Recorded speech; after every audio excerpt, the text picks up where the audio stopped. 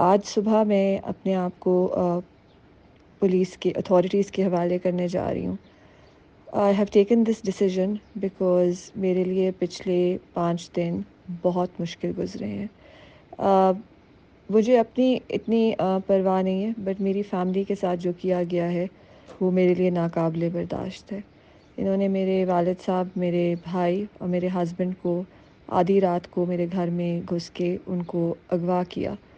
میرے بچوں کے سامنے میرے ہسبینڈ کو رف اپ کیا اور میری بہن اور میری بھابھی کو بھی لے کے جانے والے تھے.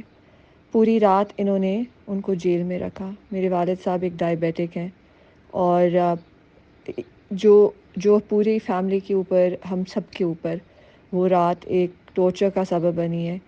آئی ڈونٹ وانٹ کہ وہ میری وجہ سے میرے کسی بھی فیملی ممبر کو کبھی بھی ایکسپیرئنس کرنا پڑے. My husband is still in their captivity. He has done no crime. Neither had my father done any crime, nor had my brother done any crime, nor have I done any crimes. However, because they are trying to make me the face of this campaign of theirs, the crackdown, they are trying every which way to get to me.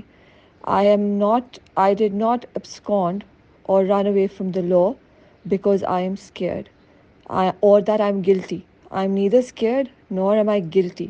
But the enormity of the false charges that they are trying to pin on me is something which is very alarming. I am a dual citizen. I want recourse to law. I have been trying to arrange my legal counsel, and I have been trying to talk to my embassy to figure out ways of dealing with this situation. میں ایک Pakistani citizen ہوں. میں I believe in rule of law and I believe in the constitution. I believe in democracy. I have been protesting peacefully for the last 1 year and for years before that. ہر cause جو میرے دل کے قریب ہے اس کے لیے میں باہر سڑک پہ نکلی ہوں.